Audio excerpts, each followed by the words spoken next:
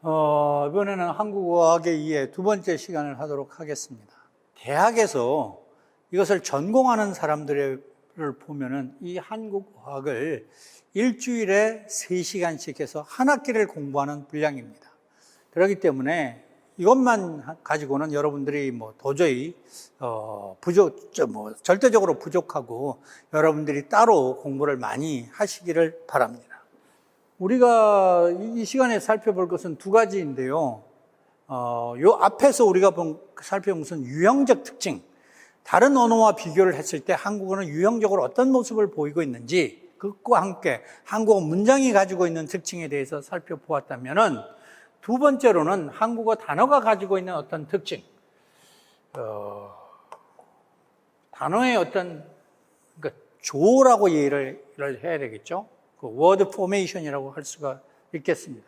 그 다음에 또 하나는 조금 성격이 다릅니다. 한국 사람이 대화를 할 때 어떤 특징을 보이는지, 대화상 언어의, 대화 언어의 특징에 대해서 두 가지에 대해서 살펴보도록 하겠습니다.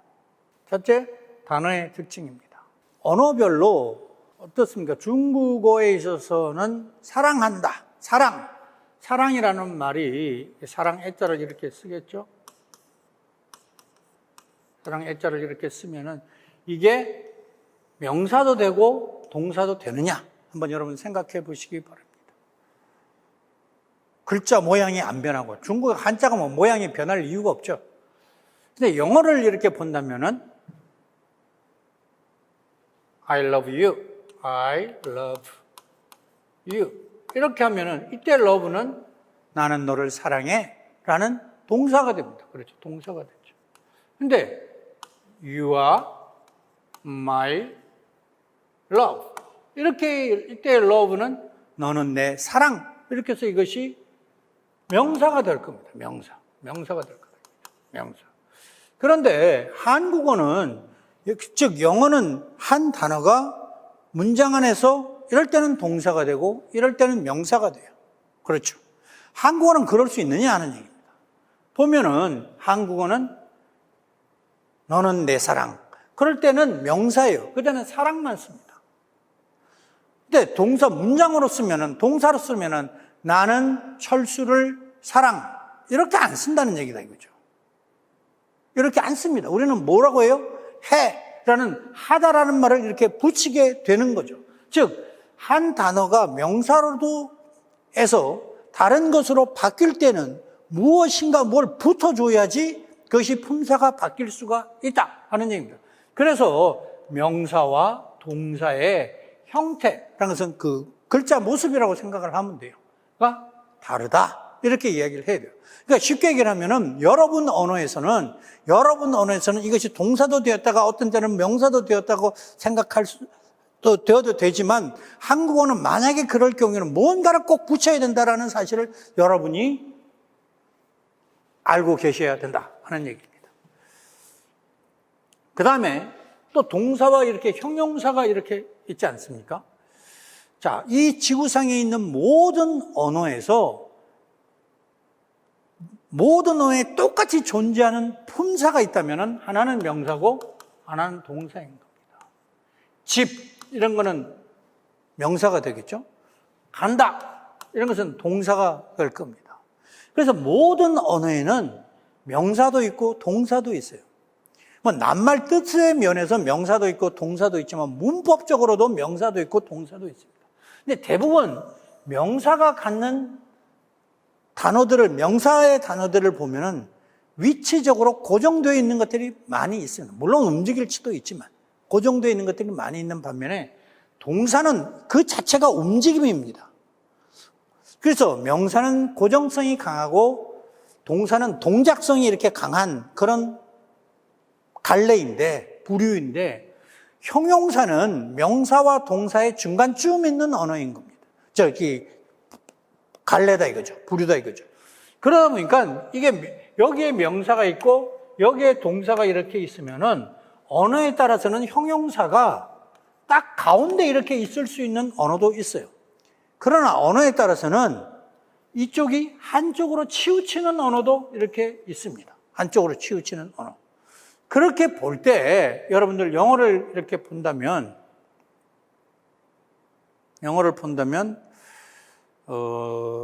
보세요. 영어에서 비동사를 teacher라는 translate라는 것은 명사입니다. 명사가 서술어인 경우에요. happy 이거는 빨간색으로 하면 안 되고 까만색으로 해야 되는데 요 happy는 형용사가 서술어가 된 경우입니다. 그 다음에 여기는 sing 동사가 서술어가 된 경우입니다. 그래서 보면은 명사가 서술어가 된 경우와 형용사가 서술어가 된 경우에는 우리가 소위 말하는 그 사이에 비동사를 같이 넣습니다. 그래서 영어에서 형용사는 명사의 성격이 굉장히 강한 그런 언어라고 할 수가 있고 동사가 별개의 언어인 겁니다. 그래서 예를 들어서 그런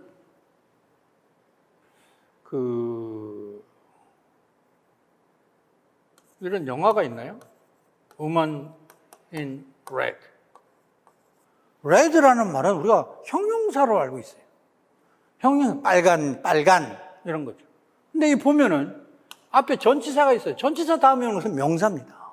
그러니까 형용사가 명사로도 이렇게 쓰일 수 있는 거죠. 우리가 poor, 가난한 이런 겁니다.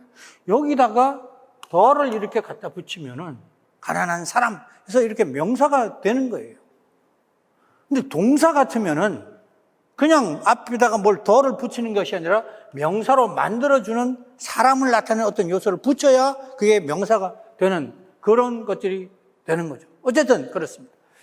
이게는 별개의 것이라고 이야기를 할 수가 있겠습니다. 근데 한국어를 보면은 한국어는 명사일 때는 이다와 같은 말을 붙입니다. 이다. 자, 여러분들 한국어를 배우는 사람, 특별히 영어권 사람들이 영어랑 좀 구별을 하기 위해서 그런 건데 굉장히 많이 틀리는 것 중에 하나가 한국 사람은 처음 한국어를 배우는 외국인은 친절한 입니다. 이렇게 쓰는 사람들이 많아요. 우리는 한국 사람은 친절합니다라고 해야 되는데 이상하게 영어권에서 온 사람들은 친절한입니다. 이렇게 써요. 왜?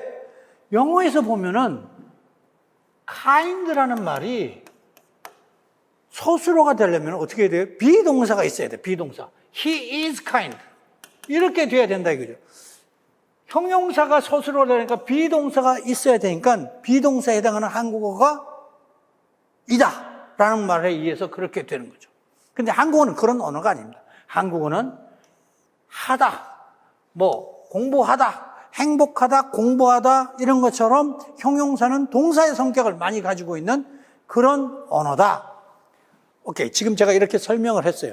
그럼 여러분들이 알았어, 이해를 해 이러지만 실상에서는 많이 이렇게 오류를 이렇게 범하게 되는 것이 현실입니다. 또 세 번째는 동사와 형용사는 반드시 어간 플러스 어미로 되어 있다. 한국어를 처음 배우는 중국 사람들은 예를 들어서 밥 먹어 할 때 먹자. 다음에 한국 사람으로서는 참 이해하기 어려운데 이 어자를 안 쓰는 경우가 굉장히 많습니다. 왜냐하면 중국에서는 쓸 일이 없고 사실 영어에서도 쓸 일이 없습니다.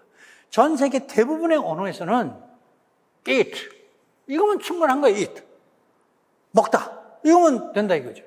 근데 한국어는 동사와 형용사가 반드시 어간과 어미로 구성되어 있다. 그래서 과자 여러분은 지금은 이제 그 고급 한국어를 구사하는 여러분들의 관점에서 보면은 전혀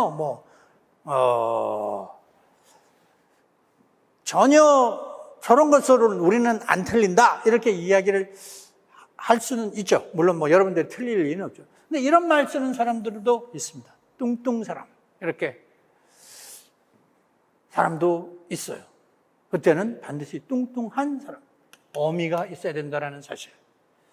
그래서 물론 어간이 이렇게 모음으로 끝날 경우에는 앞에가 이렇게 모음으로 끝나는 경우에는 우리는 뒤에 나오는 어미를 이렇게 생략될 수도 있습니다.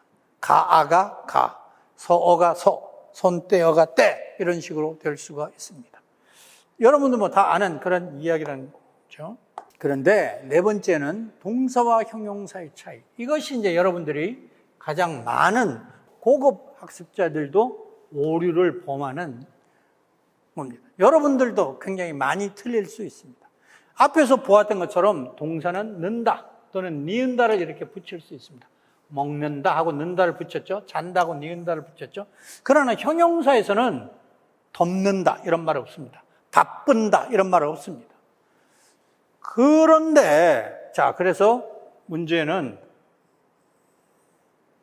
여기에 있는 말 중에서 니은다를 붙일 수 없는 것과 붙일 수 있는 것을 여러분이 한번 구별을 해볼 필요가 있습니다. 여러분 생각에 깨끗하다는 깨끗한다 이런 말이 될까요? 한국 사람은 직관이 있기 때문에 저걸 틀리지 않아요. 그러나 여러분은 생각을 해봐야 되는 거죠. 왜냐하면 한국어는 문법 동사냐 형용사에 따라서 이게 달라지니까. 이거는 안 됩니다. 이거는 붙을 수 없어요. 깨끗한다란 말은 없습니다. 왜? 형용사니까. 일치하다는 어떻습니까? 일치하다는 이것과 저것은 일치하다라고 합니까? 일치한다라고 합니까? 일치한다. 얘는 되는 거예요. 훌륭한다? 안 됩니다. 얘는 안 됩니다. 이렇게 해서 여러분들이 한 번씩 해보시기를 바랍니다. 그런데 이거는 어때요?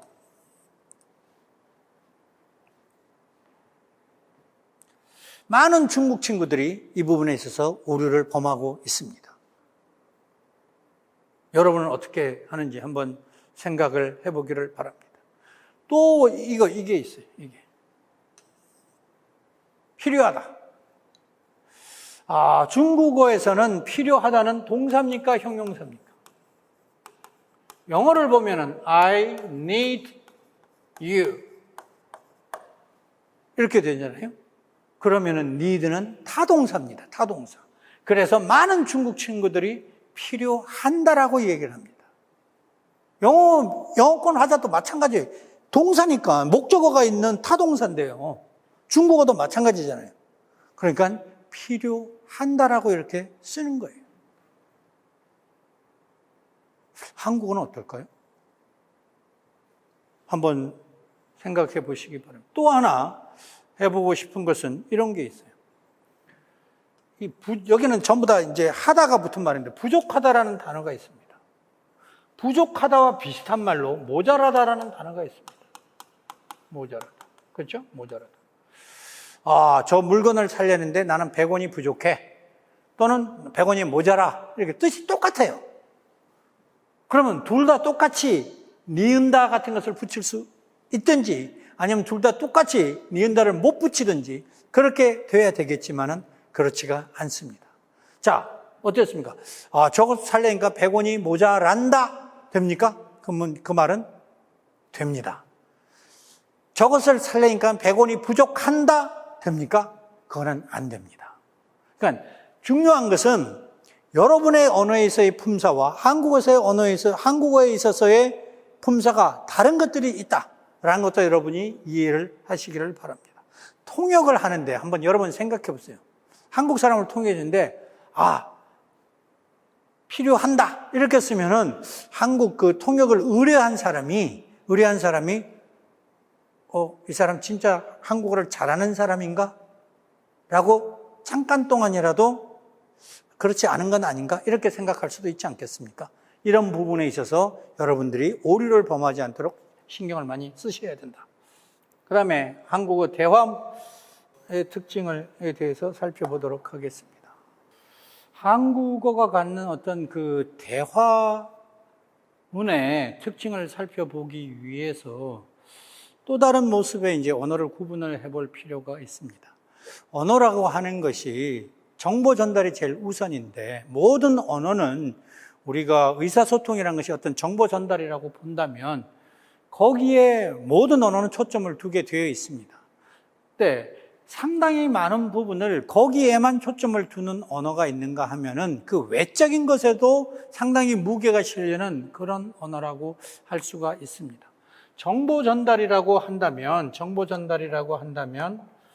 어떤 우리가 예를 들어서 계약서를 생각을 한다면은 계약서에는 내용이 정확해야 될 겁니다.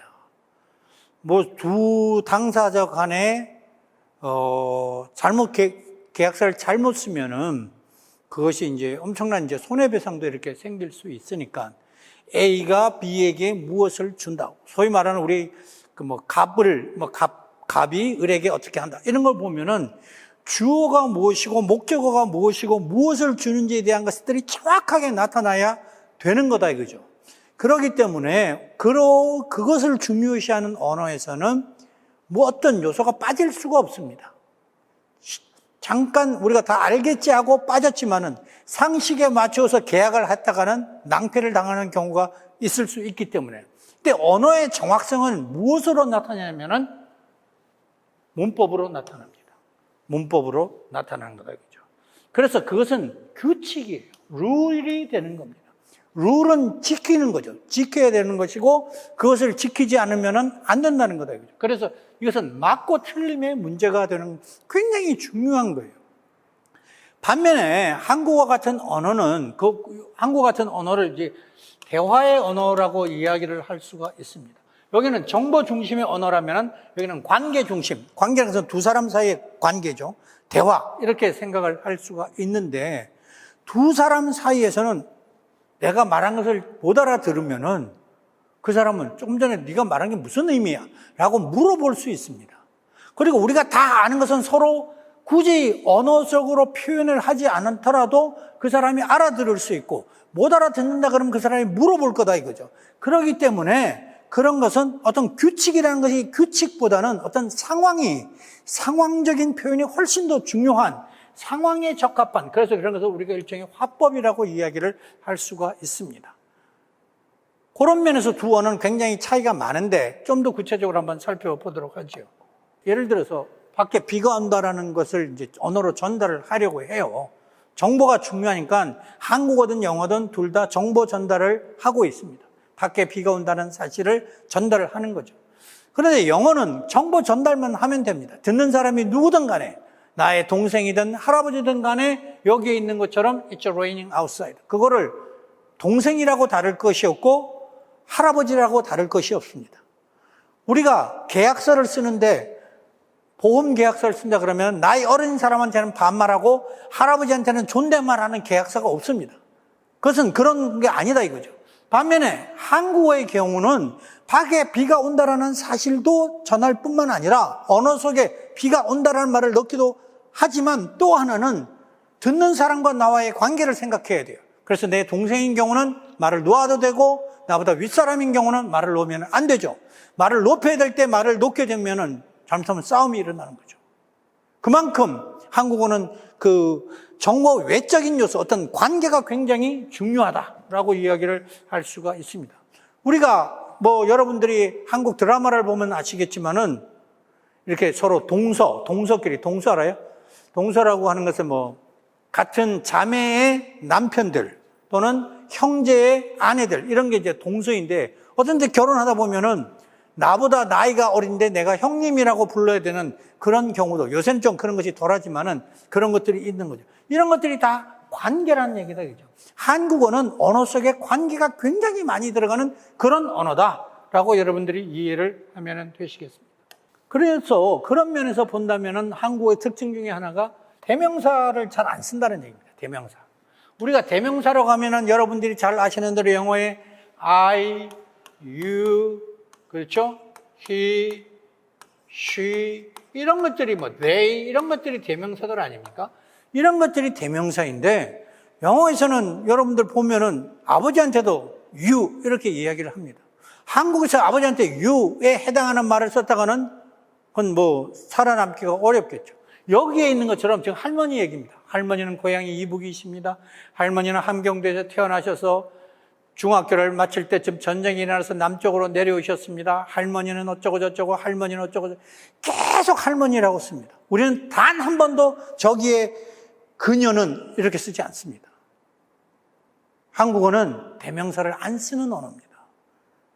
절대로 여기에 여러분의 언어 같으면 어때요? 저 자리에 대명사를 씁니까 안 씁니까? 한번 생각을 해보시기를 바랍니다. 어쨌든 할머니는 한국어는 대명사를 안 쓰는 언어입니다. 왜 그러냐면은 대명사를 한번 생각해 보자. 동생이 있고 할머니는 할아버지가 계셔. 동생이 있어. 여동생이. 걔도 she야. 할머니가 있어. 대명사로 쓰면 할머니도 she야. 동생의 she는 소문자로 쓰고 할머니의 she는 대문자로 쓰고 뭐 그런 게 아니라는 겁니다. 말로 할 때는 대문자, 소문자도 없습니다.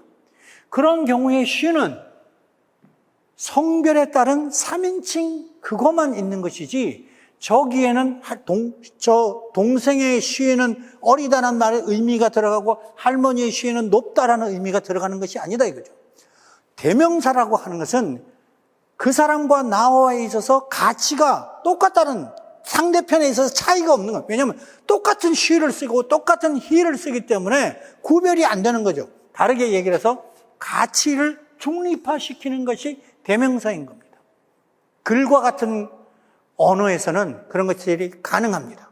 그래서 우리는 갑은, 을은 어쩌고저쩌고 이렇게 되겠죠. 그런데 한국어는 그런 언어가 아니라는 얘기다 이거죠. 한국어 대화에 있어서는 상대편에 대해서 가치 중립이 없습니다. 우리가 상대편과 말을 놓을까 말까 이런 것도 고민을 해가면서 이렇게 생각을 해서 말을 놓았다 높였다 뭐 놓고 싶은데 또 뭐 조금 높였다가 낮췄다가 이렇게 가는 것인데 한국에서는 대화 상대사에 있어서 가치가 중립이 될 수가 없습니다. 우리가 나가 대명사고 너가 대명사라고 이야기를 하는데 우리는 진짜 대명사일 것 같으면 누구에든지 나라고 해야 됩니다. 그러나 한국어는 나라고 해야 될 때도 있고 저라고 해야 될 때가 또 있습니다. 너도 마찬가지죠. 너도 모든 사람한테 너라고 하지도 않습니다. 이런 면에서 본다면은 가치 중립적인 면에서 본다면은 한국의 대명사는 대명사라고 하기가 어렵다다 이거죠. 그리고 3인칭으로 가면은 3인칭으로 하면은 그가 3인칭이잖아요. 그가. 그렇죠. 그가 3인칭입니다. 그럼 우리는 3인칭일 때 그라고만 씁니까? 아니에요. 높임말이 있어요. 그분. 이렇게 그냥 그라고 쓰다 보면은 안 되니까 우리는 높임말로 써서 그분이라는 말까지도 대명사로 만들어서 쓰고 있는 그런 거다 이거죠. 대명사에도 높낮이가 있는 언어. 그것이 이제 한국어라고 이야기를 할 수가 있겠습니다. 두 번째는 생략입니다. 여기 있어요. 숙제 다 했니? 주어가 없어요. 주어가. 응, 다 했어. 다음에 나. 뭐가 생략됐습니까? 여기는 너가 생략됐을 것이고 여기는 나 숙제가 됐겠죠. 주어, 목적어가 다 생략된 겁니다. 이렇게 본다면은 다 생략이 된 거예요. 문법적으로 본다면 지금 생략이라는 말은 문법적으로 본다면은 생략이라고 이야기를 할 수가 있습니다. 생략된 문장이다. 그러나 화법적인 관점에서 본다면은 생략이 아니라 없어도 충분한 그런 문장이다. 그런 말이다. 이렇게 이야기를 할 수가 있습니다. 따라서 한국에 있어서 문장에 의해서는 의무적인 것이 아니라 필요에 따라서 두기도 하고 필요에 따라서 빼기도 하는 그런 임의적이고 선택적인 거다. 이렇게 이야기를 할 수가 있겠습니다. 그래서 여기 있는 것처럼 상대방이 있는 자리에서 2인칭 주어는 불필요한 경우가 많다. 내가 말하는 사람이 주로 너니까. 대화 상대자 자리에 아는 내용을 굳이 발화에 넣을 이유가 없다. 불필요하거나 잉여적이기 때문에 사용하지 않는다. 주어나 목적어 등 모든 요소는 상황에 따라 안 쓸 수 있다. 이렇게 이야기를 할 수가 있겠죠. 그러니까 여기 있는 것처럼 필요에 따라 이렇게 쓰는 것이 되겠습니다. 여기 여러분들이 이 시를 알지는 모르겠는데요. 주위에 있는 한국 사람에게 한국에서 가장 유명한 시가 뭐야? 이렇게 물으면은 다 이 시를 알지는 못하더라도 김소월의 진달래꽃이라고는 것은 다 알 겁니다. 한국 사람은 다 누구나 김소월이라는 작가입니다. 1920년대 작가라고 생각을 하면 돼요. 지금부터 100년 전 분입니다. 100년 전의 시인데 아직까지도 한국 사람 머릿속에 모든 한국 사람은 중학교, 고등학교를 다니면서 이 시를 다 배웁니다. 읽어보면은 나보기가 역겨워 가실 때에는 말없이 고이 보내드리오리다. 영변의 약산 진달래꽃 아름다다 가실 길에 뿌리오리다. 가시는 걸음걸음 놓인 그 꽃을 사뿐히 찌려밟고 가시옵소서. 나보기가 역겨워 가실 때는 죽어도 아니 눈물 흘려오리다. 문학적으로 설명을 하면 한참이 되는데 오늘 이 얘기의 포인트는 이겁니다. 주어가 있느냐. 지금 제가 네모도 있고 마른 목골, 다이아몬드도 있고 그래요. 자, 가신다. 누가 갑니까? 내가 사랑하는 당신이 가신다면은 말없이 고이 보내 오리다라고 되어 있는 것은 겠습니다라는 뜻입니다. 드리겠습니다. 그러니까 대화체예요. 대화체. 말하는 거야. 상대편은 지금 이 자리에 없지만은 내가 그 사람의 들으라는 식으로 제가 이야기를 하고 있는 겁니다. 고이 보내드리겠습니다. 누가? 내가. 당신이 내가 싫어서 가신다면은 나는 당신을 고이 보내드리겠습니다. 여기에 주어가 없습니다. 영변의 약산 진달래꽃, 이 부분은 여러분 이제 문학적으로 한번 살펴볼 필요가 있어요. 번역을 하거나 이런 분들은 이런 것들을 좀 알아둘 필요가 있습니다. 다르게 표현하면은 서울에 있는 남산이라고 생각을 해도 돼요.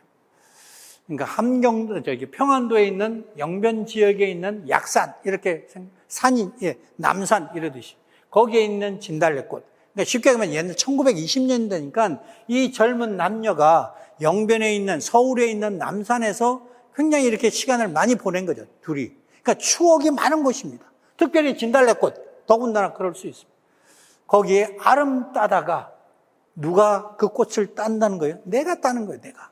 따다가 가실 길에 누가 가십니까? 당신이 가시는 길에 오리다가 겠습니다 그랬잖아요. 뿌리겠습니다. 누가 뿌려? 내가 뿌린 거예요. 주어는 하나도 없습니다. 가시는 걸음 여기도 없고 가시옵소서 할 때 주어가 없습니다. 나보기가 역겨워 가실 때 주어 없고 흘릴 겁니다 하는데도 주어는 없습니다. 주어가 하나도 없어도 되는 저런 시, 이것이 이게 성격을 보면은 오리다, 옵소서, 오리다, 이런 것은 대화체 문장인 거예요. 대화체. 이런 문장에서는 주어가 없어도 됩니다. 물론 한국 시의 다른 시에 보면은 주어가 나타나 있는 시들이 있습니다. 그것은 대화체 문장이 아닐 가능성이 굉장히 높습니다. 그런 것들을 본다면은 한국어는 기본적으로 대화를 중심으로 이루어진 언어다. 이렇게 여러분들이 이해를 하시는 거죠. 그러나 우리가 신문 기사를 쓴다든지 대학생들에서 논문을 쓴다든지 그럴 때는 다시 정보 중심의 언어로 들어가야 되는 거예요. 즉 한국어는 정보 중심의 언어가 필요한 경우가 있고 그 다음에 대화 중심의 언어가 필요한 경우가 있는 거다. 이 두 개를 넘나들 수 있는 드는 언어, 그것이 한국어다. 여러분이 그렇게 이해를 하시면 되겠습니다. 마지막입니다. 틀린 부분을 수정해 봐야 되는 거예요. 내 친구는 똑똑 학생이에요. 여러분 잘 알겠죠? 저기는 뭔가 붙어야 되겠죠? 집에 가서 이렇게 여러분들 이야기를 합니까?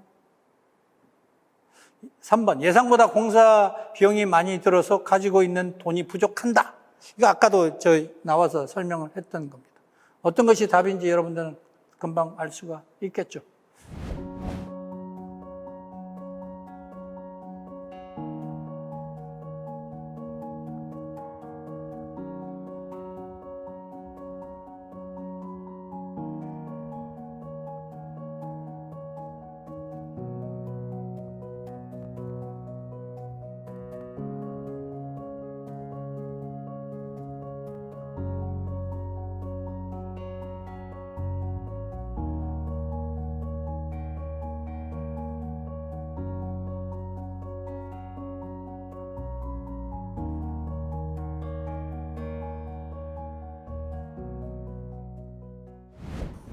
여기까지 우리 하고 마치도록 하겠습니다.